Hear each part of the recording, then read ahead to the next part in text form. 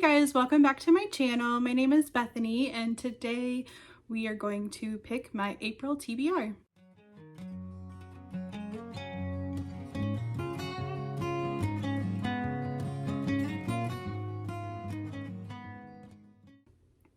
Okay, I'm gonna pick 7 books for my April TBR. I don't know that I'll get to all of them, but I want to have some choices.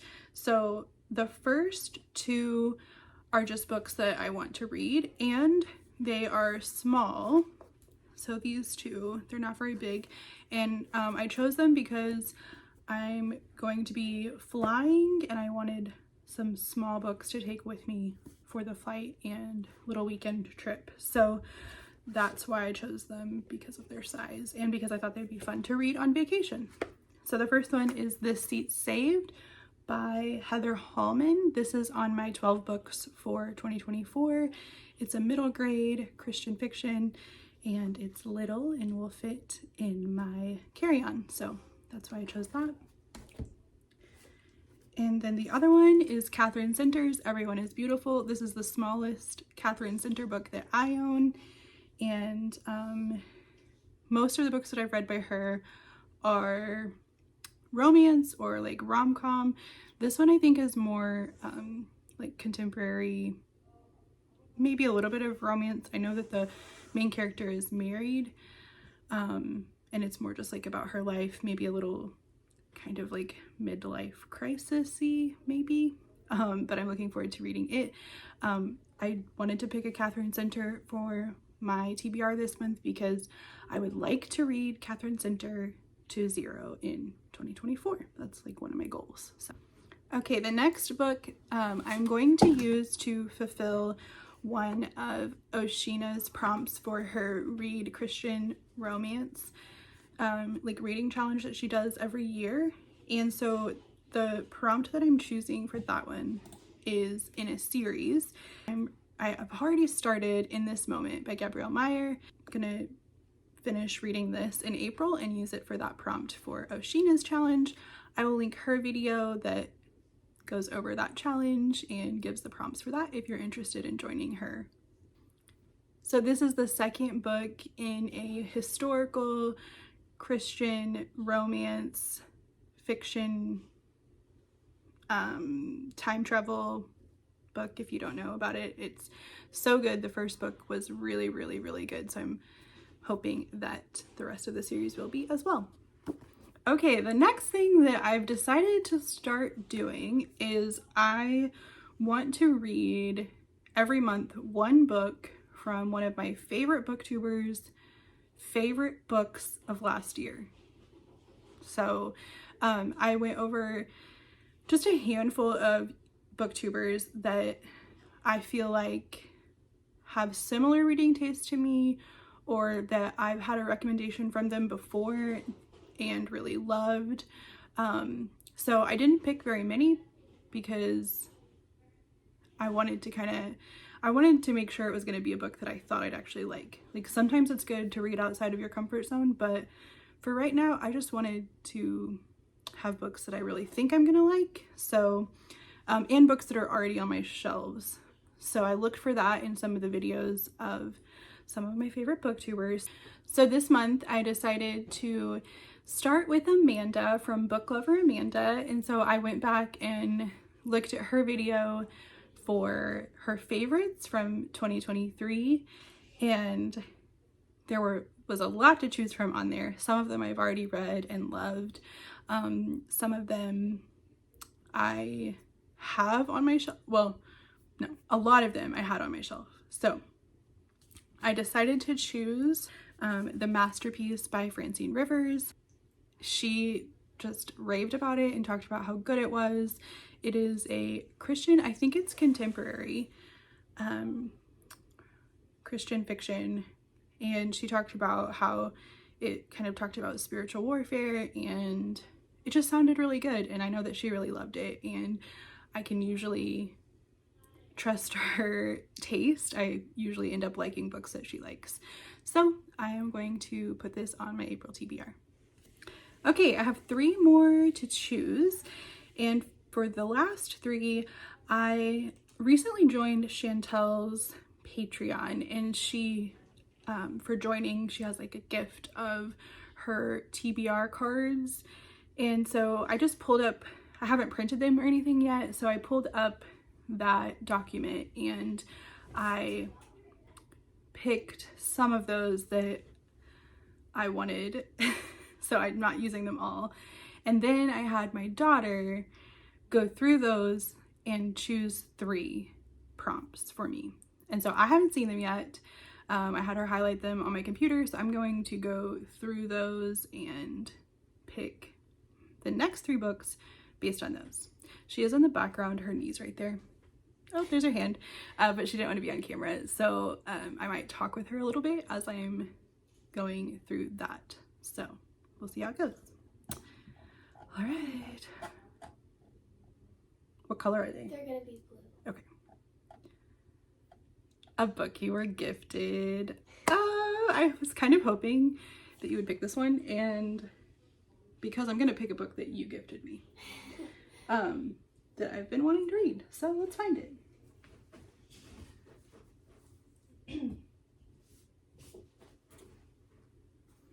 Okay, I'm picking Radar Girls by Sara Ackerman.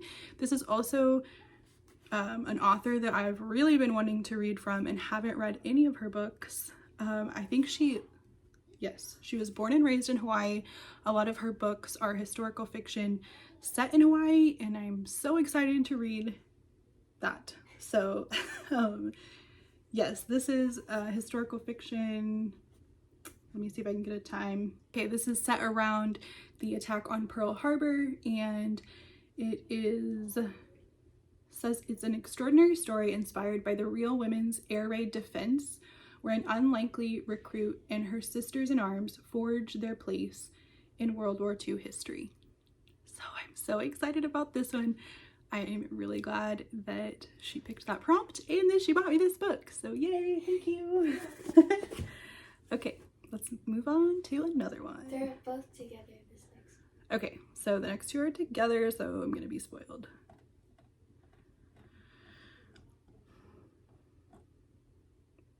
Oh, maybe not.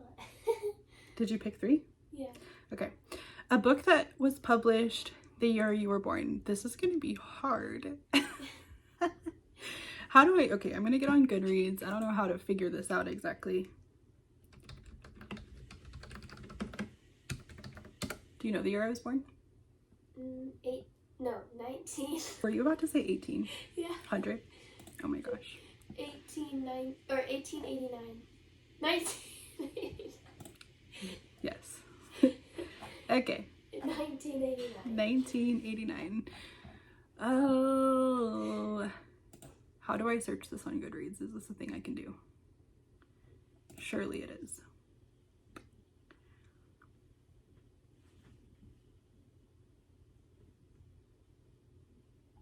Okay, so this is interesting. Ew. Geek Love. This looks familiar, but I thought it was newer. Hold on, let's read about it. It definitely looks like it has a newer cover. Yeah. It doesn't look like an 80s cover for sure. Oh, I definitely heard of this. So, she wakes up and discovers something has happened to the rotation of the earth. I feel like you've read this, no? The days and nights are growing longer and longer. Gravity has affected the birds. I think I checked this out from the library once or something. No, but I've definitely talked about this subject. Yeah, it's like dystopian. That. Okay, this is a top contender. The Age of Miracles by Thompson Walker. And I don't know if they redid this cover, but this has aged really well, if not. It was published the first day of 1989. That's crazy. Okay, so that's a contender. As we go through.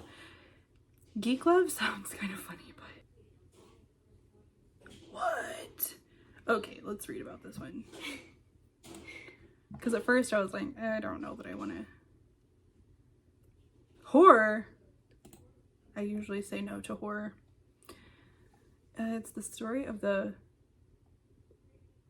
Benwiskis? What's the Benwiskis? Like a family, I think. Oh. A Carney family? Oh, like carnies, like carnival workers? That sounds so good. Whose matter and Aqua okay, Boy. why can I not read any of this? It's like With the help of carnival freaks. amphetamine, arsenic, and radio to bring their own exhibit of human oddities. I don't know if I can handle that. Why? It sounds too scary. It's not. It's funny. Okay, so they're like making like carnival people, right? Oh, that sounds so crazy. Yeah, I don't think I can do it.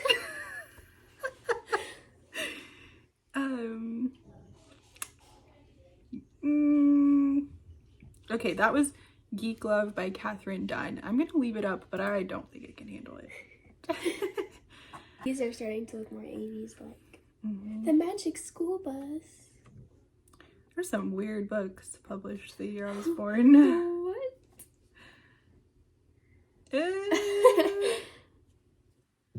Okay, so I think The Age of Miracles is really the only one that's familiar because I'm pretty sure I checked it out at the library like probably 5 or 6 years ago and then never actually read it.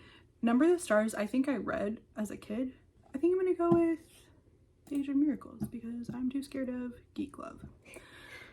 So I'm going to choose The Age of Miracles by Karen Thompson Walker, and I'll put a picture of it up here, and hopefully I'll keep in the part about where I talked about what it's about.